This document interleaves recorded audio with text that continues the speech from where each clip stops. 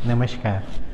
मैं डॉक्टर शरद अग्रवाल, मेडिग्राम हॉस्पिटल में यूरोलॉजिस्ट आज आपके सामने एक बहुत ही महत्वपूर्ण विषय पे चर्चा करने के लिए आया हूँ।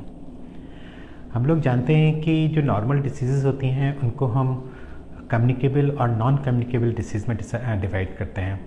नॉन कम्युनिकेबल डिसीज़ के कारण दुनिया भर में जो मॉर्टेलिटी होती है वो करीब 73% होती है, और इंडिया में जो मॉर्टेलिटी है नॉन कम्युनिकेबल डिसीज़ के कारण वो करीब 64% है। ये नॉन कम्युनिकेबल डिसीज़ होती क्या है? जैसे लिवर, जैसे डायबिटीज़ है, हाइपरटेंशन है, जितने भी कैंसर्स होते हैं, लाइफस्टाइल से रिलेटेड बीमारियां होती हैं, इस तरह की जितनी भी बीमारियां होती हैं वो नॉन कम्युनिकेबल डिसीज़ कहलाती हैं। और इन्फेक्शंस जो होते हैं वो कम्युनिकेबल डिसीज़ कहलाते हैं। क्योंकि हिंदुस्तान में इन्फेक्शंस भी बहुत कॉमन है, इसलिए नॉन कम्युनिकेबल डिसीज़ से मॉर्टेलिटी इंडिया में अराउंड 64% है। और जो बहुत महत्वपूर्ण चीज़ है वो ये है कि इन 64% में से करीब करीब जो 10% मॉर्टेलिटी होती है वो कैंसर के कारण होती है। अगर आप ये जानना चाहेंगे कि एक आम आदमी को कैंसर डेवलप होने की क्या प्रोबेबिलिटी है, तो इसको हम लोग पर ईयर, पर लाख पॉपुलेशन के हिसाब से इसके इंसिडेंस को बताते हैं। तो इंडिया में जो मेल्स होते हैं उनमें इंसिडेंस 94 का होता है। मतलब 94 50 साल की उम्र को क्रॉस कर लेने के बाद में हर इंसान को, हर मेल को साल में एक बार PSA लेवल चेक कराना चाहिए। अगर उसकी फैमिली में कैंसर की हिस्ट्री है तो उसको पहली बार 40 साल की उम्र पर ही चेक करा लेना चाहिए, और उसके बाद में हर साल अपना PSA लेवल चेक कराना चाहिए। अगर वो ऐसा करता है तो प्रोस्टेट कैंसर को बहुत अर्ली स्टेज में पकड़ा जा सकता है। इसको अर्ली स्टेज में पकड़ने के फ़ायदे नुकसान क्या हैं? इसको अर्ली स्टेज में पकड़ने का फ़ायदा ये होता है कि देखा गया है कि अगर ये लोकलाइज्ड कैंसर है, मतलब प्रोस्टेट के बाहर नहीं गया है, तो 5 ईयर सर्वाइवल रेट ऑलमोस्ट 100% होता है। 10 year, 15 year, 20 year survival rate भी ज़्यादा से ज़्यादा 98-94 तक घटता है। ओवरऑल सर्वाइवल रेट बहुत अच्छा होता है। इसका मतलब है कि या तो आपको डेफिनेट इलाज की ज़रूरत नहीं पड़ती है, या डेफिनेट इलाज कर लेते हैं तो आपका जीवन पूरी तरह से सुरक्षित हो जाता है। लेकिन वही कैंसर अगर प्रोस्टेट से निकल करके शरीर में फैल गया है, जिसको हम लोग मेटास्टेटिक कैंसर बोलते हैं, तो हमारा 5 ईयर सर्वाइवल रेट घट करके केवल 29% रह जाता है। तो ये इंपॉर्टेंस होती है प्रोस्टेट के कैंसर को समय रहते पकड़ लेने की। इसमें मैं आपको क्या इसके रिस्क फैक्टर्स हैं, प्रोस्टेट ग्लैंड क्या है, क्या इसके सिम्टम्स होते हैं और कैसे डायग्नोस किया जाता है, इसके बारे में मैं कुछ आपको बताऊंगा। जो प्रोस्टेट के हाई रिस्क फैक्टर्स होते हैं उसमें सबसे पहले एज होता है। जैसे जैसे उम्र बढ़ती चली जाती है प्रोस्टेट कैंसर होने की संभावना बढ़ती चली जाती है। ये देखा गया है कि 75 ईयर्स तक पहुँचते पहुँचते हर 7 में से एक को प्रोस्टेट कैंसर के टिश्यू डेवलप हो जाता है। वो सिम्टोमेटिक है कि नहीं, खराब है कि नहीं, ये बात अलग है, हर 7 में से एक को। और अगर वही 85 साल की उम्र पे देखें तो हर 5 में से एक को प्रोस्टेट के अंदर प्रोस्टेट कैंसर का टिश्यू डेवलप हो जाता है। भले ही ये बहुत इंडोलेंट कैंसर होता है, हो सकता है कि आपको जीवन में आगे कोई परेशान ना करे और आपकी किसी और कारण से मृत्यु हो, इससे ना हो, लेकिन इंसिडेंस इतना हाई हो जाता है। जैसे जैसे उम्र बढ़ती चली जाती है वैसे वैसे प्रोस्टेट कैंसर का इंसिडेंस बढ़ता जाता है। अगर फैमिली में कैंसर की हिस्ट्री है, अगर प्रोस्टेट कैंसर की हिस्ट्री है तो इसकी संभावना बहुत ज़्यादा हो जाती है। और हमको जैसा कि बताया गया है कि 40 साल के बाद में ही हमको कैंसर की स्क्रीनिंग करा लेनी चाहिए। लेकिन अगर 40 साल अगर किसी और कैंसर की भी हिस्ट्री है तब भी ऑन्कोजीन्स अगर फैमिली में रन कर रहे हैं तो फिर हमको जल्दी ही स्क्रीनिंग करा करके देख लेना चाहिए, और कैंसर होने की संभावना भी ज़्यादा होती है। यहाँ पे रोल आ जाता है जीन्स का। जितनी भी ये बीमारियाँ हैं ये जेनेटिक होती हैं। अगर हमारे अंदर कैंसर पैदा करने वाली जीन्स नहीं है तो ये बीमारी नहीं होती हैं।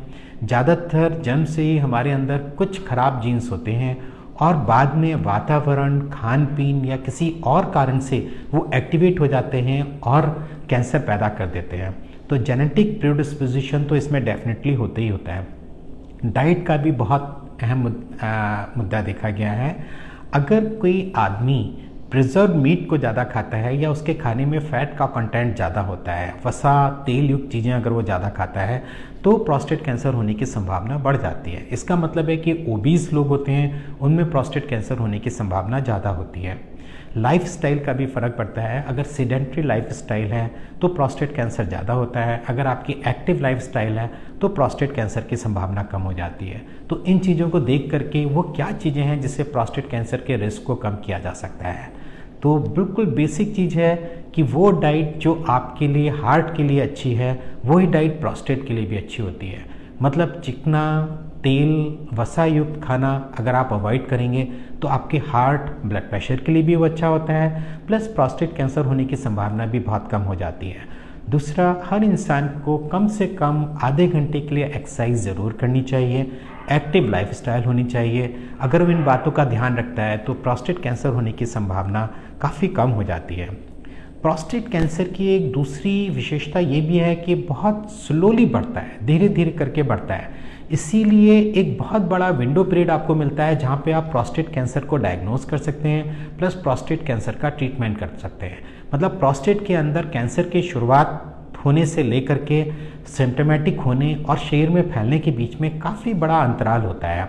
उस समय अगर हम प्रॉपर मेडिकल गाइडलाइंस 4 पर लाख पर ईयर प्रोबेबिलिटी है एक नए कैंसर डेवलप होने की मेल्स के अंदर, और फीमेल्स के अंदर ये प्रोबेबिलिटी करीब 103 होती है। मतलब 103 फीमेल पर ईयर पर लाख पॉपुलेशन एक नया कैंसर डेवलप कर सकती हैं। और जो मेल्स में सबसे कॉमन कैंसर्स होते हैं वो होता है लंग्स कैंसर होता है, माउथ कैंसर होता है, प्रोस्टेट कैंसर होता है, उसके बाद में फिर स्टमक के कैंसर्स होते हैं। और फीमेल में जो कॉमन कैंसर्स होते हैं वो सबसे कॉमन कैंसर तो ब्रेस्ट कैंसर होता है, उसके बाद सर्विक्स होता है, फिर ओवरी होता है, फिर यूट्रस का ही कैंसर होता है, और उसके बाद लंग्स कैंसर। मतलब मेल में सबसे कॉमन लंग्स कैंसर होता है और फीमेल में सबसे कॉमन ब्रेस्ट कैंसर होता है। अब इसमें प्रोस्टेट का क्या स्थान है? प्रोस्टेट से बहुत ही अलार्मिंग इंसिडेंसेस इंडिया में रिपोर्ट हो रहे हैं। ऑलमोस्ट पिछले 15 साल से ICMR की नेशनल कैंसर कंट्रोल जो विंग होती है उसमें पॉपुलेशन बेस्ड रजिस्ट्री और हॉस्पिटल बेस्ड रजिस्ट्रीज़ डेवलप की गई हैं, जो बहुत सारे बड़े हॉस्पिटल्स में भी या बहुत सारे हॉस्पिटल जो उसका हिस्सा बनना चाहते हैं वो कैंसर के इंसिडेंट्स को रिकॉर्ड करते हैं।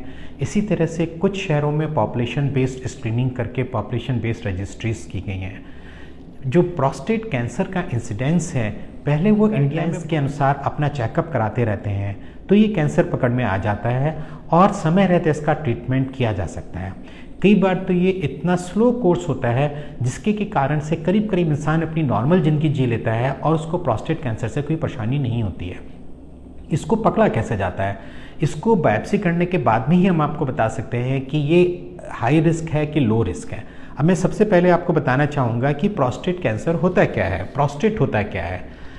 अगर आप इस मॉडल को देखेंगे तो ऊपर की तरफ ये यूरिनरी ब्लैडर है। यूरिनरी ब्लैडर के ठीक नीचे जहाँ से पेशाब का रास्ता निकल रहा होता है वहाँ पे ग्रंथि होती है जिसको प्रोस्टेट बोला जाता है। ये पेशाब के रास्ते के चारों तरफ एक ग्रंथि होती है। इसको फील कैसे किया जाता है वो मैं भी आपको बताऊंगा। ये प्रोस्टेट हर मेल के अंदर होता है। 17, 18, 19 साल की एज से ये बढ़ना शुरू होता है और जब हम 40 साल की उम्र को क्रॉस कर लेते हैं तब तक ऑलमोस्ट उतना ही रहता है। फिर हार्मोनल इम्बैलेंस होने के कारण किसी किसी के अंदर ये नॉर्मली भी बढ़ जाता है जिसको हम BPH बोलते हैं, लेकिन इसी प्रोस्टेट के अंदर कभी कभी खराब परिवर्तन हो जाते हैं तो प्रोस्टेट का कैंसर बन जाता है और फिर ये खून के माध्यम से या लिम्फ के माध्यम से शरीर के बाहर फैल जाता है। चूँकि एक ऐसी जगह पे होता है जहाँ पे शुरू में एकदम से कुछ पता नहीं चल पाता है या बहुत ही माइनर सिम्टम्स होते हैं, इसीलिए इसको जल्दी पकड़ने के लिए बहुत सारे स्क्रीनिंग प्रोग्राम्स को डेवलप किया गया है। इसके शुरुआती सिम्टम्स क्या होते हैं? इसके शुरुआती सिम्टम्स में पेशाब का जलन के साथ में होना, पेशाब का रुक करके आना, पेशाब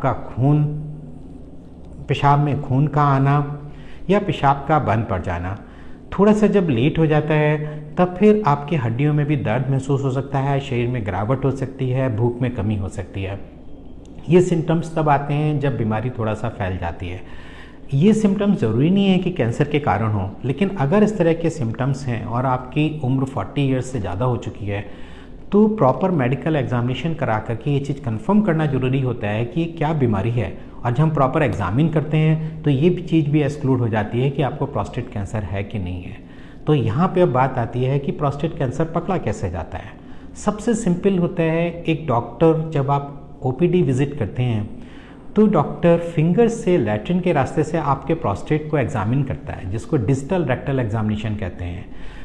वो फिंगर एग्जामिनेशन बहुत ज़रूरी होता है, उसको कभी भी मिस नहीं करना चाहिए, क्योंकि अगर आपने मिस कर दिया तो प्रोस्टेट कैंसर के अर्ली डिटेक्शन के चांसेस भी खत्म हो जाएंगे। तो हर डॉक्टर को इस तरह के सिम्टम वाले मरीज का ये डिजिटल रेक्टल एग्जामिनेशन करना चाहिए। अगर प्रोस्टेट में कड़ापन है, प्रोस्टेट में गांठ बनी हुई है, प्रोस्टेट में बॉसिलेशन है, इरेगुलरिटी है, तो ये सारी चीज़ें प्रोस्टेट कैंसर की संभावना को बताते हैं। अगर प्रोस्टेट कैंसर की संभावना है तो हमको डेफिनेटली पीएसए करना चाहिए। और अगर पीएसए बढ़ा हुआ आता है या पीएसए अगर नहीं भी बढ़ा हुआ आता है लेकिन प्रोस्टेट कैंसर होने की बहुत ज़्यादा संभावना होती है, तो फिर हमको आगे रेडियोलॉजिकल टेस्ट किया जाता है। पहले तो सीधे बायोप्सी की जाती थी, बहुत से लोग बायोप्सी से डरने के कारण बायोप्सी नहीं कराते थे, लेकिन अब कुछ और भी अच्छे स्क्रीनिंग टेस्ट आ गए हैं, जैसे मल्टी पैरामीट्रिक एमआरआई। इसमें एमआरआई को कई तरीके से किया जाता है और उसके स्कोरिंग सिस्टम से ये जाना जाता है कि ये नॉर्मल प्रोस्टेट है कि कैंसरस प्रोस्टेट है।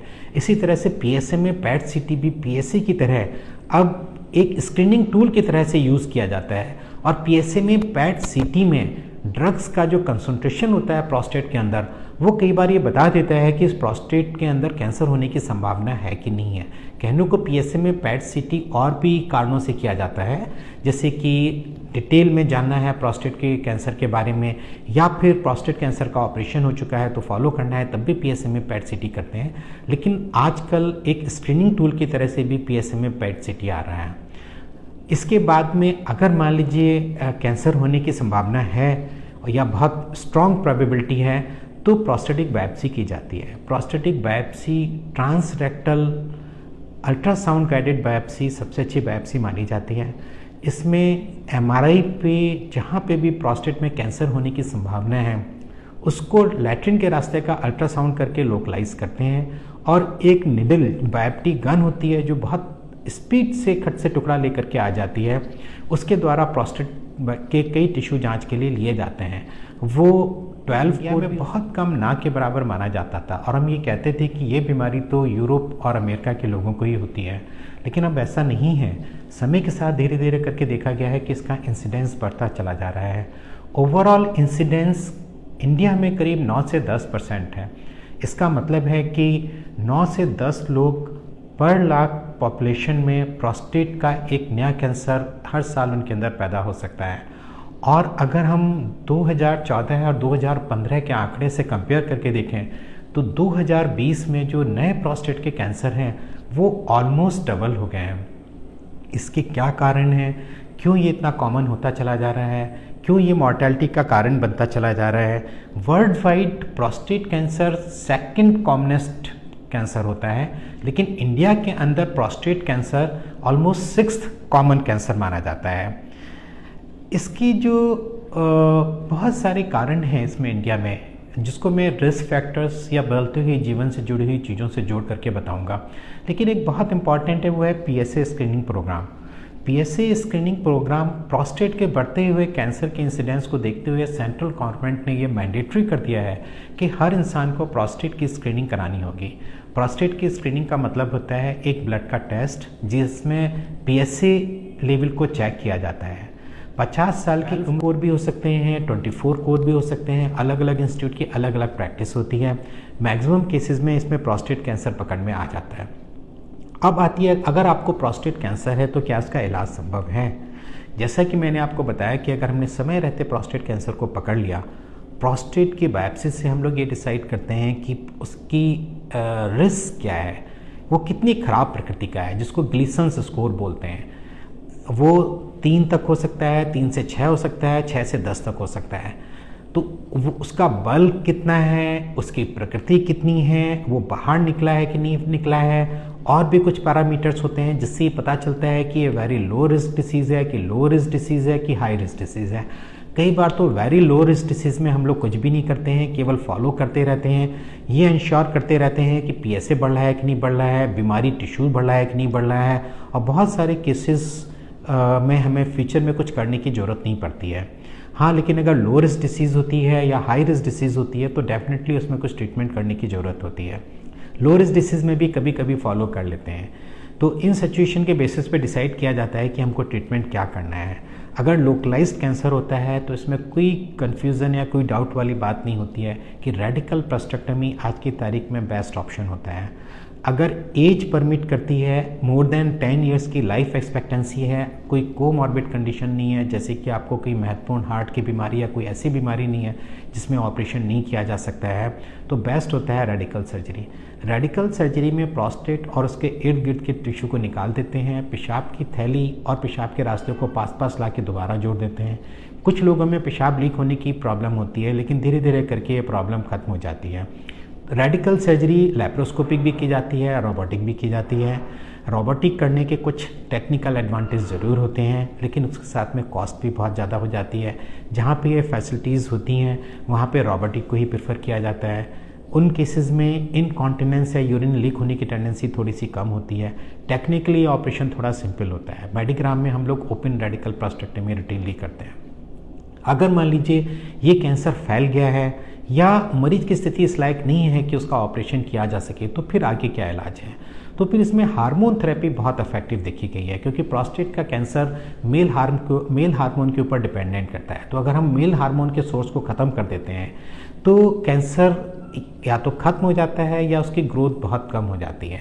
मेल हार्मोन्स को ख़त्म करने के लिए इंजेक्शंस भी आते हैं, जो 3-3 महीने के इंजेक्शन लगाए जाते हैं, या अंडकोश निकालने का ऑपरेशन किया जाता है। 80% केसेस में इसमें अच्छा रिस्पांस आता है, 20% केसेस में रिस्पांस नहीं आता है। 80% लोग जिनमें अच्छा रिस्पांस आता है वो 1 से लेकर के 5 साल तक ट्यूमर फ्री सर्वाइवल रहता है उसमें। उसके बाद फिर उनको प्रोग्रेशन शुरू हो जाता है। अगर प्रोग्रेशन होता है तो और कुछ दवाइयां हैं जो आज की तारीख में अच्छी हैं, जैसे डॉक्यूटैक्सिल या और भी कुछ दवाइयां, उनको ऐड किया जाता है।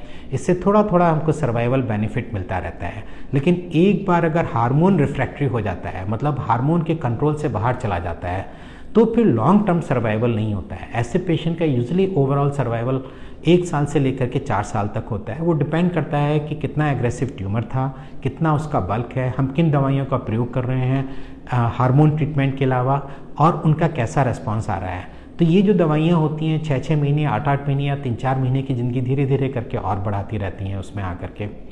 तो प्रोस्टेट कैंसर का बिल्कुल ट्रीटमेंट है, आप बिल्कुल निराश मत होइए। बस कुछ बेसिक बातों को ध्यान रखिए कि प्रोस्टेट कैंसर हमारी लाइफस्टाइल के कारण और डायग्नोस्टिक टेक्निक्स में डेवलपमेंट के कारण, अवेयरनेस के कारण इसका इंसिडेंस इंडिया में बहुत बढ़ता जा रहा है। धीरे धीरे करके हम ये मानते हैं कि हम लोग भी उतने ही प्रोन हो जाएंगे जितना कि यूरोप अमेरिका में होता है। अर्ली डिटेक्शन बहुत ज़रूरी होता है, टाइमली ट्रीटमेंट बहुत ज़रूरी होता है। रेडिकल सर्जरी इसके लिए बेस्ट ट्रीटमेंट होता है। एडवांस स्टेज भी हो जाती है तब भी हार्मोन ट्रीटमेंट से कुछ लोगों को बहुत लॉन्ग टर्म बेनिफिट मिल जाता है। 14 ईयर्स तक का भी इसमें सर्वाइवल देखा गया है, जो किसी भी कैंसर के लिए बहुत अच्छा माना जाता है, वरना 1 to 4 ईयर्स के लिए भी सर्वाइवल होता ही होता है। लाइफस्टाइल हमेशा एक्टिव रखिए, अच्छा खाइए, स्वस्थ रखिए, आपका हृदय भी स्वस्थ रहेगा और आपका प्रोस्टेट भी स्वस्थ रहेगा। धन्यवाद। आपके मन में कोई भी प्रश्न आए तो ज़रूर पूछ लीजिएगा।